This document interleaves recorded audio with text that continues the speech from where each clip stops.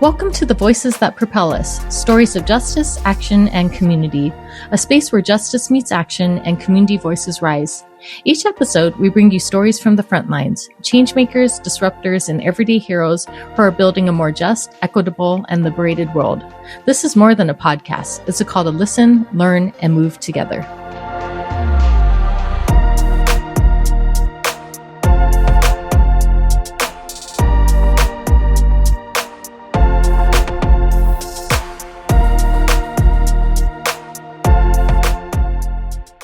You were just listening to music from the incredibly talented Stephen Kong. You can find him on Spotify and Bandcamp. Today we have with us Danny T. Duong. Danny is a certified integral coach, healing justice practitioner, and mindfulness facilitator. She serves as Chief Operations Officer at Braided Wisdom, a cross-cultural mindfulness nonprofit organization in San Francisco, California. Danny blends curiosity, insight, and use of meditation and trauma-informed somatic tools to support the facilitation of positive and sustainable change for individuals, teams, organizations, and communities. Her work is grounded in contemplative practice and earth-based spirituality. In 2019, she made a humbling vow to walk the path of an inspiring bodhisattva, which informs her intention to help in the relief of suffering for all living beings. Danny is certified through New Ventures West, an ICF accredited program, and holds master's degrees in public health and public policy from University of California, Berkeley. Her professional and leadership experiences span across nonprofit development, healthcare operations consulting, politics, public policy, and government affairs. She is a graduate of the Braided Wisdom Leadership Training Program, EBMC's Practice and Transformative Action Program, Biodynamic Breathwork Institute, and 2-year energy program with Linda Cicera. Danny is currently participating in the Spirit Rock Community Dharma Leaders 7 program. Well, hi, Danny. Thank you so much for taking the time to be here today. I'm really excited, really honored that you're here. I can't wait to hear more about the work that you do and just your journey to getting there. But how are you doing today? Thanks, Denise. It's so wonderful to reconnect with you and to have this, moment of sharing stories and getting to just catch up on how life has unfolded since our time in college together. Yeah, no, I'm really glad to be reconnected with you too. And, just starting off, I know that you have like a really wide range of experience covering like vast, different fields. And so just starting off, like, how do you currently introduce yourself? And have you seen that evolved as your work and spiritual path have deepened? Yes, that is a really great question, because I think the question of how we introduce ourselves can reveal how we have grown and evolved over time. And so I try to approach all my introductions as like freshly and presently as I can. So today I'm Danny Tenchop Jung, and pronouns are she, her. And most of the time I spend time in the unceded land of the Ramaytush Ohlone in the Bay Area in San Francisco. What's coming through for me right now is that I am a daughter of refugees of the American War in Southeast Asia. My parents are boat people from Vietnam. And my life is a beautiful blessing and outcome from the journey that they took to be here on this land. I'd like to present my ancestors who I have been very intentionally dancing with these last several years of my life. Really feel their presence and their support and their healing and their grounding in just how to be with the ongoing challenges of being a human being in this life right now. Like my ancestors and the spiritual lineages that I have roots in have offered so much support and grounding to my practice, to how I approach living each day, and also how I come into community with folks and how I offer the work that I do in the world as well. So, yeah, I'm just grateful. I like Yeah. to start my intro Mhm. presencing like how deeply grateful I am to have this life and to be Yeah. in this heart, mind, and body. Yeah, I love that. Thank you so much for that beautiful introduction. And I think that's a wonderful perspective. And I never thought of it in that way too, that just like introduction day by day, like, how I show up might be different from how I showed up yesterday. So thank you for sharing that new perspective with me. I think that's really wonderful. So, yeah, I'd love to talk with you more about your healing work. So what does healing justice mean to you? And how did you come into relationship with that framework? Yeah. You know, it's my roots in justice work is grounded in the time that we spent at Cal together in social Okay. justice. Okay. And that is where, now over 20 years ago, where I receive my education around privilege and Hmm. justice work and inequities and inequalities. And what I remember from that time is a bunch of young people, many friends who I am still lifelong friends with today, Oh, um, getting together to organize on issues that was in advocacy for equality and equity and social justice. And, yeah. when I think back to that time, I feel a lot of compassion Hmm. for our younger selves because I think all Yeah. of us, in some way or another, was Right. seeking healing without knowing it in some Uh-huh. ways, uh, to seeking healing for the pain and suffering that many of our own family members and ancestors have had to endure, Yeah. given the experiences of living in a colonized capitalist world Hmm. where structures and systems were not designed by our communities or for our communities. Yeah. And so when I think about what healing justice is, uh, decades later, Hmm. it really for me is about how our capacity, our spiritual capacity, Yeah. internally, and that includes um, our skillfulness around like mindfulness and presence and contemplative practice and our relationship with the earth and Yeah. nature, that all of these experiences are absolutely essential Hmm. to the movement building and the liberation work that I believe that many of us were a part of in college. Right. But what I think was in some ways absent as young people, because one, we didn't know any better. Two, we didn't have Hmm. the resources or the structures, and the whole industry around like wellness is only fairly recently developed in Hmm. some ways, right? Right. Um, that we didn't have that healing part of the justice work available to Right. us in some Hmm. ways, like how we take care of ourselves, how we be in Right. relationship with each other, how we take care and tend to the earth and nature, Hmm. and how we develop the skills and the capacities internally to resource us for the external work of grassroots movement building. Right. And we see the impact of that in current movements, whether Yeah. it's around economic justice or labor or healthcare or education, like name the issue. So healing Hmm. justice for me is about creating access, space, opportunity for all people, and especially for BIPOC people, communities of color, to have available to Hmm. support that inner life and that spiritual life, that being just as important as the work that they do externally.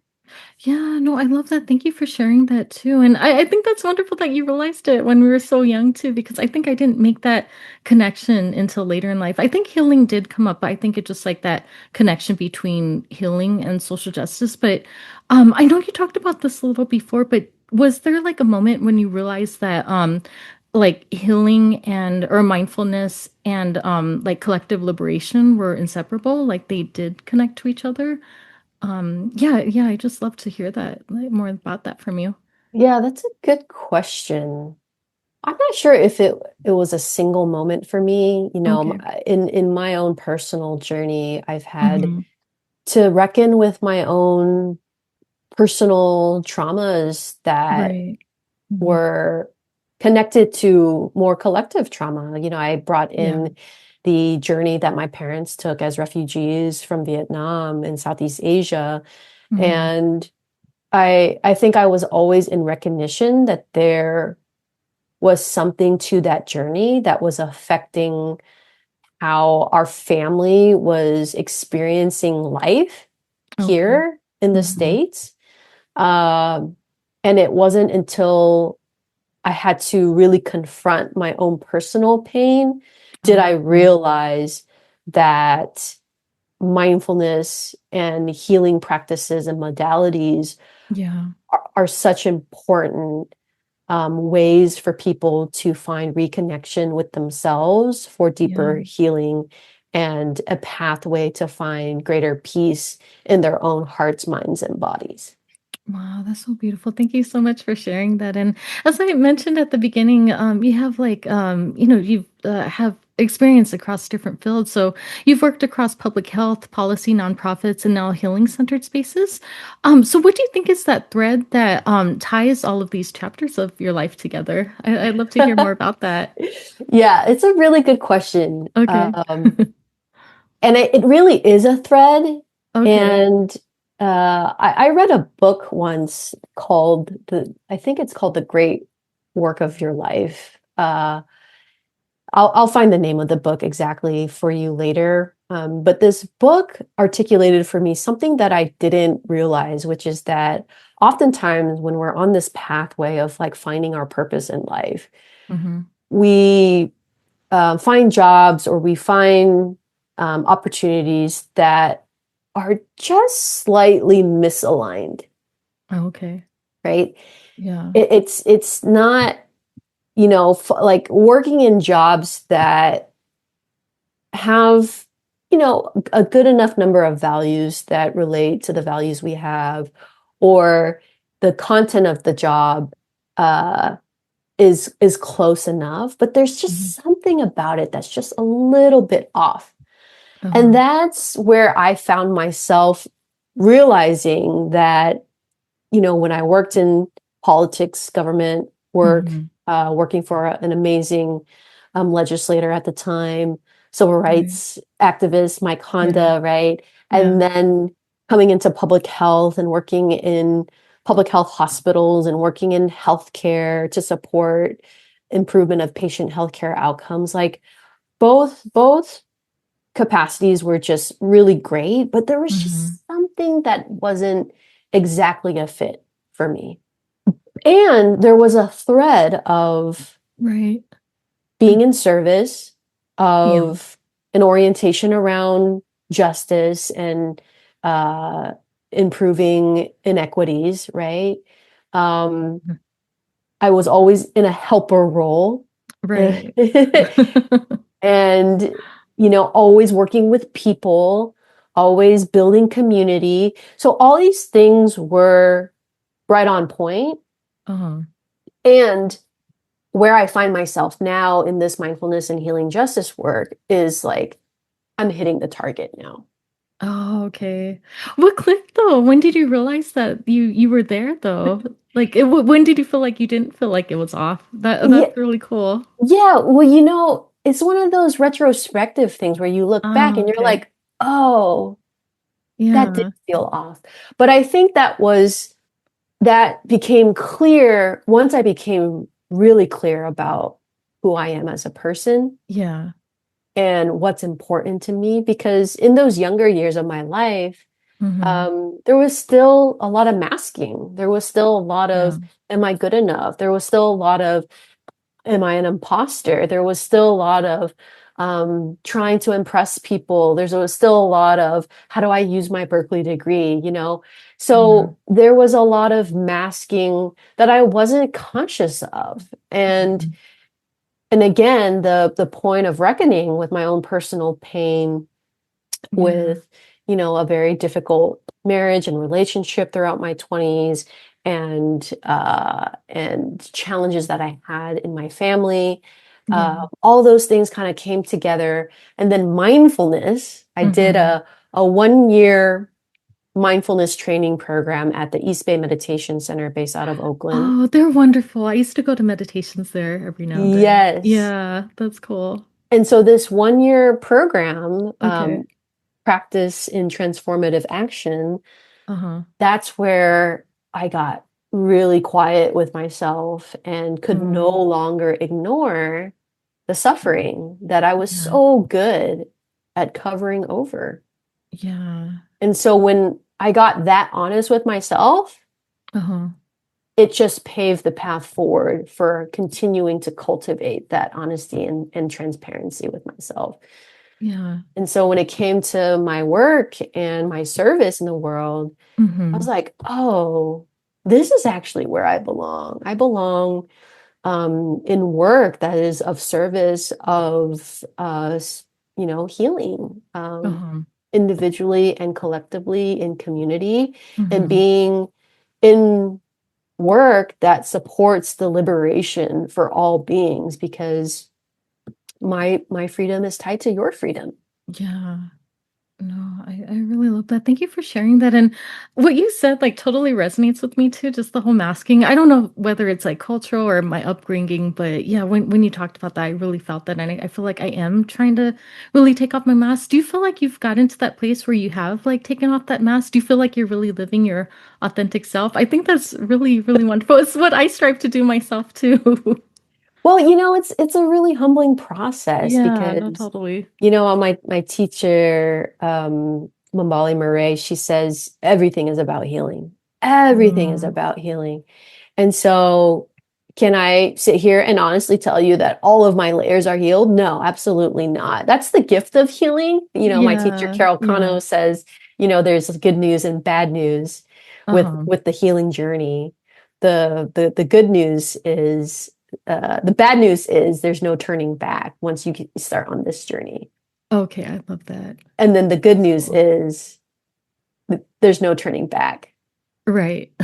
on this healing journey. Yeah, I So love that. once you're on this journey of being so honest with yourself, and there you Uh-huh. can't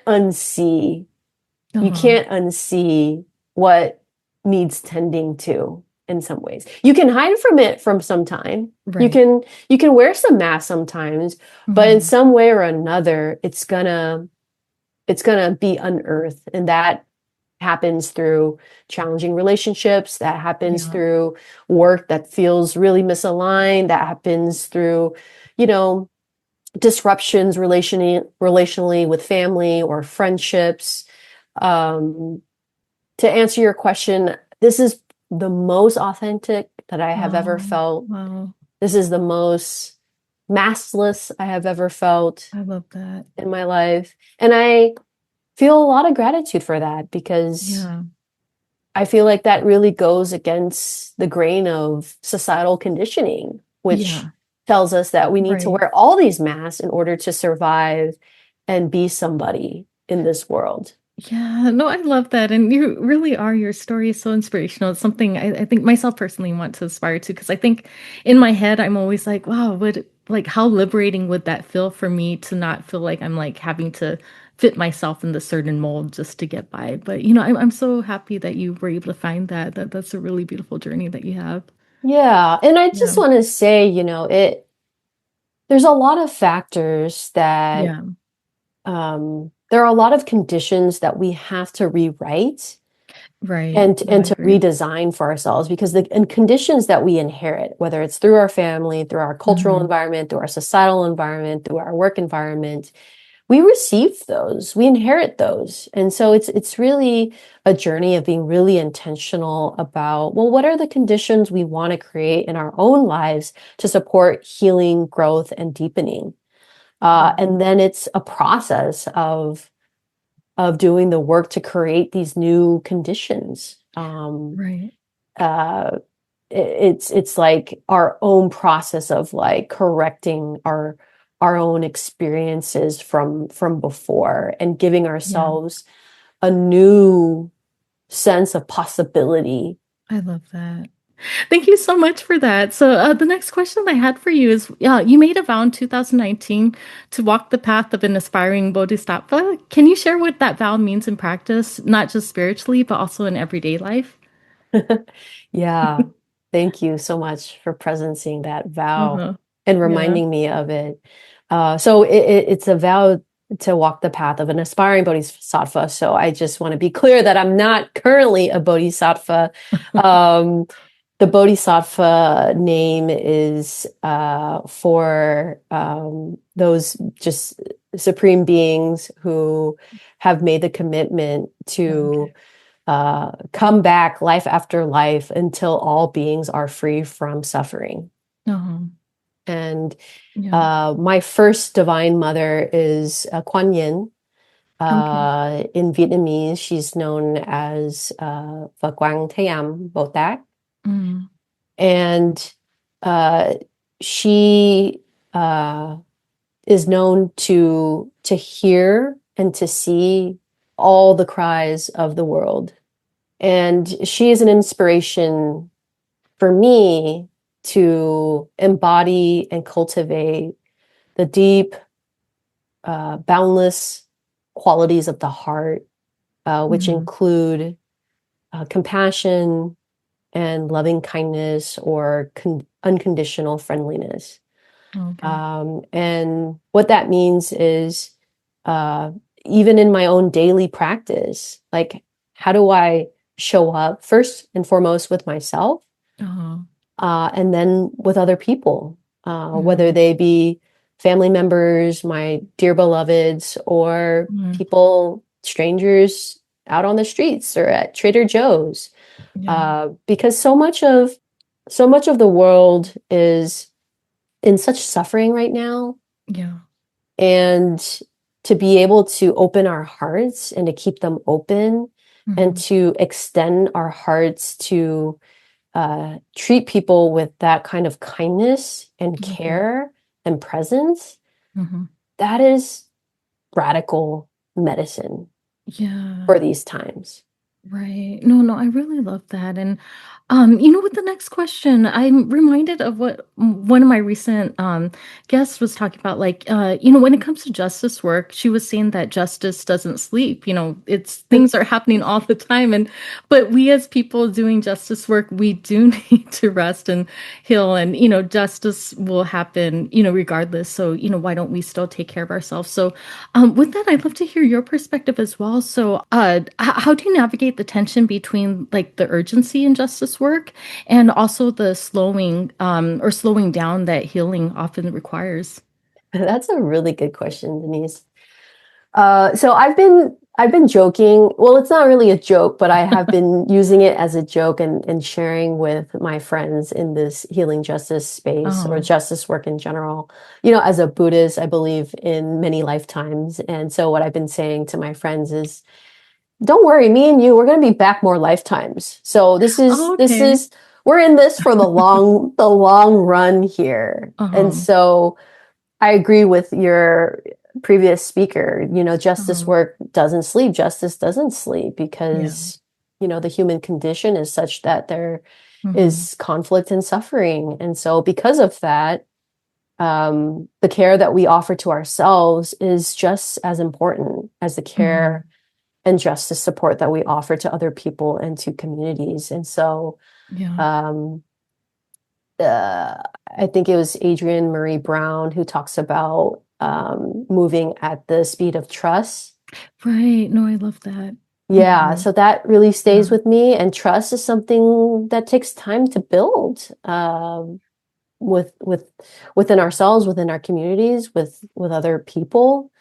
Yeah. And part of that trust, I believe, is giving ourselves the space to learn and understand what it is that our hearts, minds, and bodies need for Yeah. sustainability Right. and for the longevity of this work, Mm-hmm. because these things are not going to be solved overnight. Yeah. And so the question Right. for us in healing justice work is, how do we resource ourselves? Mm-hmm. How do we resource our communities? That's so important. Yeah, no, I agree too. And, how do you think that trauma-informed somatic practices support communities that are navigating ongoing harm and not just like overcoming past traumas? Oh my gosh. Yeah. The somatic and body and trauma informed Mm-hmm. work is so important, because so much of our conditioning, and this is in my own personal experience too, Uh-huh. so much of our conditioning Mm-hmm. results in many of us being very disconnected from our bodies. Right. And so, Mm-hmm. how do we Yeah. even begin to know how to care for our bodies if we don't even know what our bodies is experiencing? Mm-hmm. So, the beginning of my journey in healing, and still to this day, it's a constant practice, because I can easily fall into the mode of just being in my head Uh-huh. and living just from my head. But I have an awareness practice that allows me to notice when I've come out of relationship with my body. And Yeah. so the somatic work is really to bring people back into their bodies to Mm-hmm. be able to know what their direct experience is with reality, so that Okay. they can know that, oh, this heat rising in my chest means that I have this anger and rage that needs to be Right. discharged or processed or tended to. Mm-hmm. So many of us have all these different energies and emotions that just reside in our body and accumulate over decades and decades of survival, because, Mm-hmm. what does conditioning tell us? Colonized capitalist conditioning tell us, oh, Yeah. your feelings aren't important, Mm-hmm. emotions are weak, Right. and even just narratives about like the body, that the body is just something that your head sits on top of Right. to operate, right? Like, that's not true. The body in and of itself is an incredibly intelligent, Mm-hmm. vessel of um, of wisdom. Yeah, no, thank you for sharing that. And, in my experience too, I think with other people, I think this is why it causes burnout. But I know at least with me, I felt like there's so much to do, and I felt bad about like resting or like, even feeling that guilt. So how do you think people can overcome like that guiltiness that they might be feeling of like pulling back a little more and, fully taking care of themselves? Yeah, and that guilt is so normal and it's so Yeah, natural. no, I've been Again, there. Hmm. yeah, right. So Yeah, you know that it's a process of having an awareness of the guilt yeah. and really asking yourself, like, what does this feeling of guilt need in this moment? Hmm. And is there another story that I can tell myself right now Yeah. to meet the guilt with care and tenderness? Yeah, no, I love that. And I think something that's helped me is that, like, because a personal story, like, I kept pushing myself to the point where I literally got sick and then I couldn't, I was out of work for 3 months. So I think what helped me to overcome that was like, if I don't take care of myself, there might be a situation where, like, I just can't keep going anymore. So I think that's why, as I was a young professional, like, hey, Denise, take care of yourself day by day. Like, the work will still be there as we talked. And yeah, it is hard though. I think especially when it comes to like justice work, as we were talking earlier, like there's always something to happen. And yeah, I used to talk to colleagues, like work will be there. We could literally work 24/7 and not get all of our tasks done. So why don't we just like stop at a healthy like place and then, go on to it the next day. Yeah, exactly. Yeah. It's a day by day, moment by moment practice that Yeah. requires a lot of self-compassion Mm-hmm. and patience, and a really important sense of regard for Yeah. ourselves, Yeah. which takes time to cultivate, Mm-hmm. especially with the messaging of, well, you got to earn your rest, or you got to earn your Right, right. vacation, or, Yeah, or to just be mindful so that you can reduce your stress so that you can have more energy to do more work. That's not the right, point. That's not the right. No, point I agree. of healing centered Yeah, care. yeah. That isn't it. Healing justice is about the moment by moment liberation that we can give to I love that. ourselves. Mm-hmm. Like the moment that you even notice, like, oh, I need a rest. Oh, I'm feeling guilty. That Yeah, moment is an awareness moment yeah.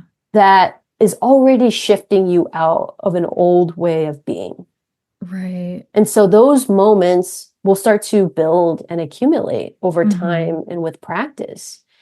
Yeah, And that's where the healing unfolds in my own experience. yeah. And over time, I see in my own heart mind that those stories Mm. are really different now. Yeah, no, I love that. Thank you for sharing that too. And so just in my own experience, I feel like mindfulness is often framed as like an individual practice. But Mm. just in your opinion, how do you think that we can reframe it so it becomes more of like a collective or community-based practice? Because I'm thinking even like the things that I've done, it's like individual meditations. Yeah, I don't know if I've ever had that kind of yeah, I don't know. I just love to hear from you though, how we can make it more like community based. Yeah. So you bring up a really good point, and it's been a point of conversation Mm-hmm. in the Western Buddhist mindfulness space. When mindfulness was brought over to the West Mm-hmm. by some of the founders of the initial insight meditation centers, Mm-hmm. and of course, preceding these centers were Asian temples and monasteries that have established Okay. the practice of mindfulness and Buddhism here in the Mm-hmm. States, long before that. It's been interesting to see the overlay of colonization Right. and whiteness and capitalism on the mindfulness world. Right. Right. And so uh, mindfulness has never at its original, Mm-hmm. in its original roots, it's never meant to be an individual practice. Okay, that's interesting. I didn't know that. Yeah, Wow. it Wow. was always meant to be a practice in Oh, that's cool. community, and that Okay. includes being in relationship with the earth, being in I relationship with love that. nature. When the Buddha first became enlightened, his first witness was the earth. He Yeah. had his hand touching the earth, the ground, as his witness. Yeah. And so, uh, yes, it's true that in our own practice, we're practicing individually, uh, but because of the idea of interconnectedness, interbeing, which is Yeah. a beautiful offering from Tai Thinakatan, Mm-hmm. Zen teacher, our beloved Dharma ancestor, he was really bringing to light the the the reality of our interconnection. Okay. That my practice is your practice. Mm. If you and I are sitting meditating together, there's an energy that is exchanged between us. And so Okay. that's why people go on mindfulness retreats, meditation retreats, because Right. when you're sitting in a room with like 70 other people, Yeah. it's so much easier to find the motivation to actually Right. be on the cushion for that practice. Uh-huh. Um, so that's why for me, mindfulness is always more fun and more impactful when it is done in community. And so Yeah. I always encourage people to find the community that feels right Okay. and supportive for them and to practice with other people. I love because that. so it Yeah. can be so enriching to do that. Oh, that's cool. Just talking with you, it's inspiring me to try to find something to do because yeah, honestly, I'll just like play something on my computer by myself. And, I think, yeah, I'm definitely like extroverted too and take in energy of people. But yeah, I think I'd love to see if there's somewhere around here too. But thank you so much for that beautiful explanation. I really love that. And yeah, next I'd like to talk with you more about the titles that you have. So, as Chief Operations Officer and Facilitator, how do you bring healing justice into leadership, operations, and decision-making spaces? Yeah, I'd love to hear more about that. Yeah, that's a good question. Well, it's funny you asked because we actually just had a title change for me at Braided Oh, Wisdom. So okay. Braided Wisdom is the nonprofit Uh-huh. that I have the privilege of working with and for. We are a BIPOC-led, Indigenous-centered, Mm-hmm. cross-cultural mindfulness nonprofit organization. Mm-hmm. The role that I have at Braided Wisdom is the director of organizational stewardship. Okay. Mm-hmm. And yeah, in that role, I get to uh, support the nourishment and development of this organization. And Mm-hmm. since the beginning, our founder and executive director, Carol Cano, made it abundantly clear that this organization is a living ecosystem. It's it's Uh-huh. always it's always going to be changing in terms of how we are meeting the moment. Mm-hmm. Like where we were 6 years ago when the organization was first established to where we are now, um, in a time that is really, really, really difficult for nonprofits, Mm-hmm. given the attacks on nonprofits by the administration, and Yeah. especially BIPOC organizations that are in service of this kind of work. Um, Organizational stewardship is about how we widen and sustain Mm-hmm. our organization as well as the communities that we serve. Yeah. And that is done with the centering of our spiritual practice as well. Mm-hmm. So, what's different about this work for me is different from my life in corporate healthcare as an example. Mm-hmm. Like we were talking about earlier in the conversation, when I was at this healthcare company, I had to compartmentalize certain aspects of myself, Right. right? Right. And that really doesn't make for the most authentic connections or relationships. Mm-hmm. But the work that we do is all people work, like all Yeah. relationship building, all work to improve patient health outcomes. And so it really is a disservice being in environments where we can't bring the fullness of who we are to it. Yeah. At Braided Wisdom, we are welcome and invited to bring the fullest of who we are. I love that. And that includes, the parts that are hard. Sometimes Mm-hmm. we wake up with tension in our hearts and bodies, and that has an impact in how we show up in working with our work family, right? And Yeah. so part of part of being in community in this way requires us to be very open-hearted and Yeah. honest and clear about everything that may be present and arising Mm-hmm. in the work that we do. And that means our own personal things as well as, the challenges of the work that we do in these times as a nonprofit as well. And so Yeah. what's beautiful about how our work started, our founder established the organization back just right as like the pandemic began. Okay. And I think that has um, allowed us to be in the throes of change really Mm-hmm. directly with the pandemic, with quote unquote post pandemic, with where we are with this administration, Yeah. and so the work that we do now is really about sustainability and how we braid our internal work Mm-hmm. with the external work that we're doing at the same time. Wow. Because uh, yeah, when they talk about climate crisis, Mm-hmm. there's the external climate of the earth, but Right. there's our internal climate as well. Oh, And okay. a quote from Jack Kornfield, he mentions, yeah, the inner climate work is just as important as Yeah. the external climate work that we're doing. Yeah. So all of that includes unlearning our conditioning, unlearning the conditioning of colonization, of Mm-hmm. capitalism.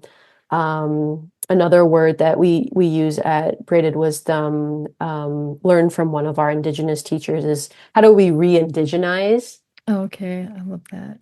How That's do we re-indigenize instead of decolonizing and centering okay. the colonizer's experience? How do we I love that. re-indigenize and yeah, find our roots and find our own indigeneity in the work that we do? So Yeah. that's the invitation.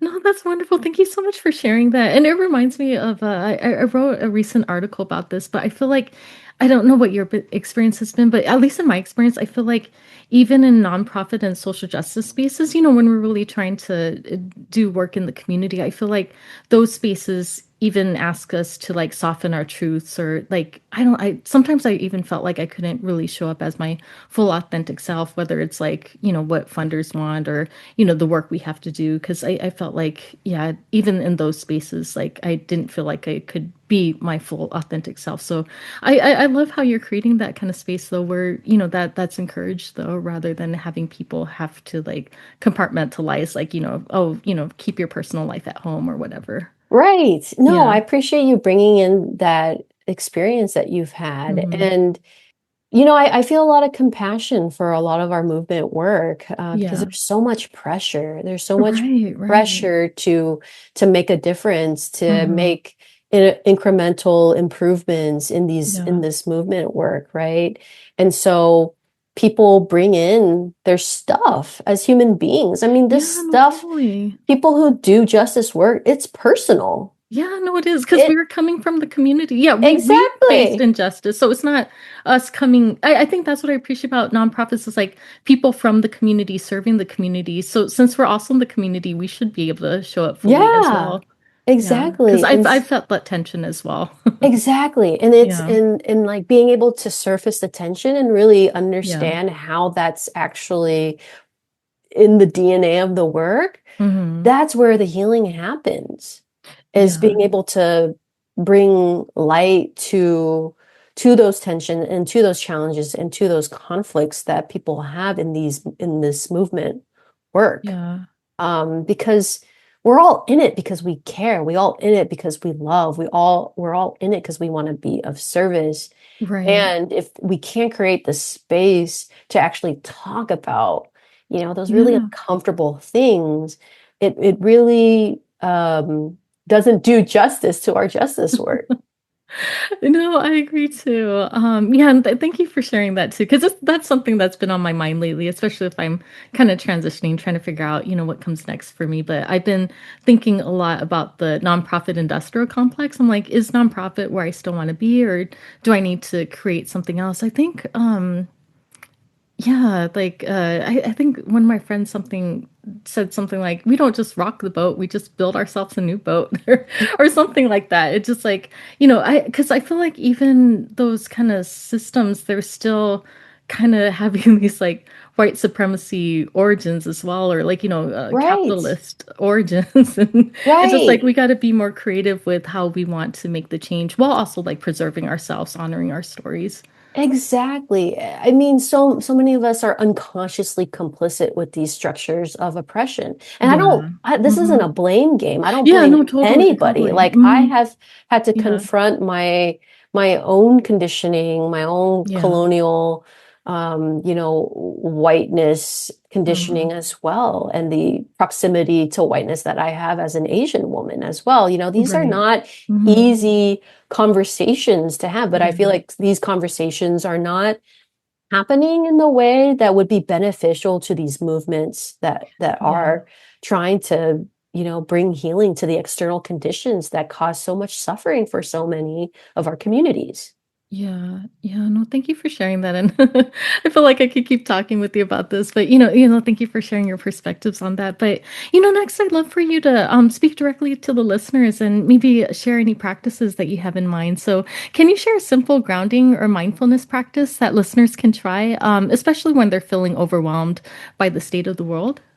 You'd be surprised by how effective a 3 to 5 minute meditation practice is. So, Okay. to start with that, and if 3 to 5 minutes feels like a stretch, Mhm. when I'm working one on one with my coaching clients, I just invite people to take a couple of deep breaths Uh-huh. where the exhalation is longer than the inhalation. So, Mhm. a few deep breaths that way, just to take a moment to pause before speaking, to pause before reacting, to pause before taking the next action in the day. Okay. For deeper somatic work, I always encourage people to look into breath work as well. Mhm. That breath work has been a really important modality for me to shake and release and discharge a lot of my tension, the tension in my body and my fascia that had accumulated over so many years of Mhm. not taking care of myself and my body. And as I was saying earlier in our talk, Mhm. just finding community, and it Yeah. doesn't have to be a formal space. Of course, I invite you to come and check out Braided Wisdom or East Mhm. Bay Meditation Center. But if that feels daunting in whatever way, you can even just ask a couple friends to come together on Zoom or at a park to just sit quietly for a Mhm. short period of time. Just whatever's easiest to do, whatever feels accessible for people. And then the last thing I'll encourage is considering having a sacred space Mhm. in people's homes where they can go to just be with themselves. For Yeah. me, that's an altar that has pictures of some of my ancestors who I feel are very supportive on my path. It Mhm. includes some Buddha statues, that one of Kuan Yin that really resonates with my heart, and I feel Okay. very comforted by. It can include crystals and stones, or Mhm. things that people find energetically alive and supportive for them. Yeah. But just a place where they can go in their home Yeah. to tend to their internal life Okay. for even just a couple of minutes. No, I love that. Thank you for sharing. And I like how you brought up like 3 to 5 minute meditations, how it'd be helpful too.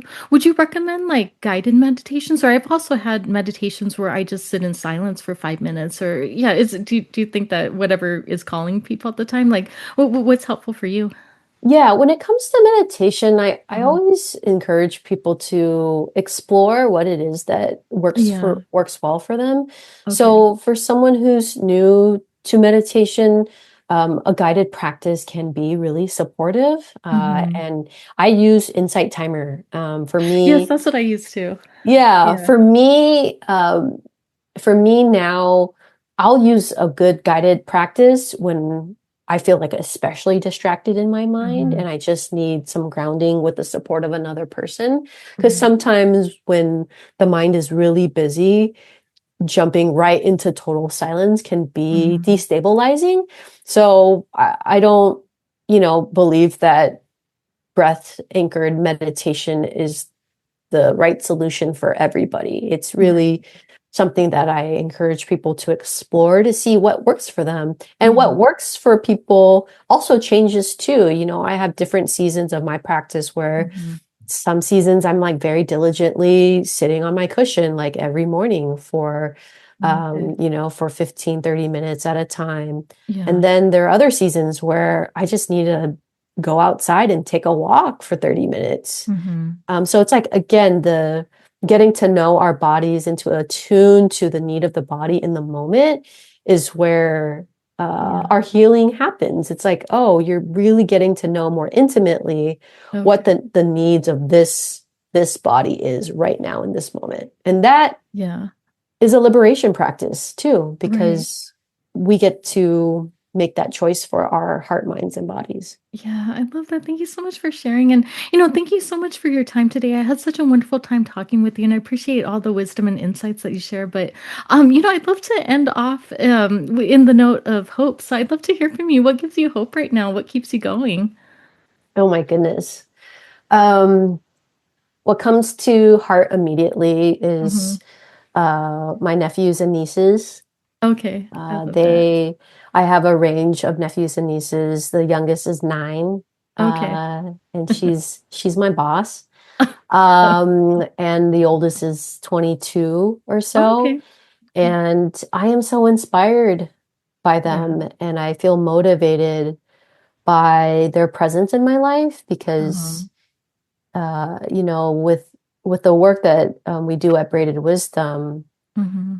we're always wondering about how to leave this place better than we found it. Mm. So thinking about future Yeah. generations and this earth that they're going to be inheriting, like Mm-hmm. what am I doing to minimize harm and to Mm-hmm. minimize impact? And the hope is in, supporting this next generations in their path of healing and growth and deepening Mm-hmm. for themselves. Wonderful. Thank you again. And just lastly, how can people find you if they'd like to connect with you or learn more about your work? Yeah. So for my one-on-one integral coaching work, folks can find me Mm-hmm. at insidearising.com.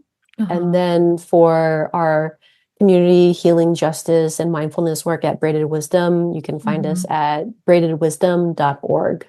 Okay, wonderful. But thank you again. But I'd love to leave this space open for you if you like have anything else that you'd like to leave with our listeners that might not have come up earlier in the conversation. No, I think we've covered a lot of ground. Okay. Just wanted to express my deep gratitude for Yeah. you reaching out and thinking of me to be part Yeah. of this conversation. Thank you to you for bringing your gifts to this world Oh, thank and you. for, yeah, listening to your heart about what needs to be offered right now in these Mhm. times and making the space to do that and to offer these important conversations for people Yeah.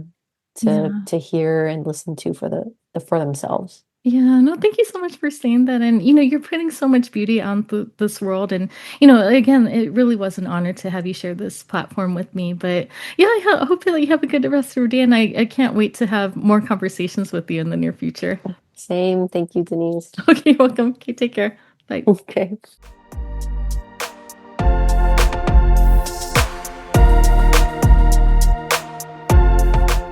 Thank you for being here and tuning in to Voices That Propel Us, stories of justice, action, and community. Your presence in this movement matters. If today's conversation moved you, share it, talk about it, and keep the work going. Together, we're not just imagining change, we're making it. Until next time, stay bold, stay grounded, and stay in the fight.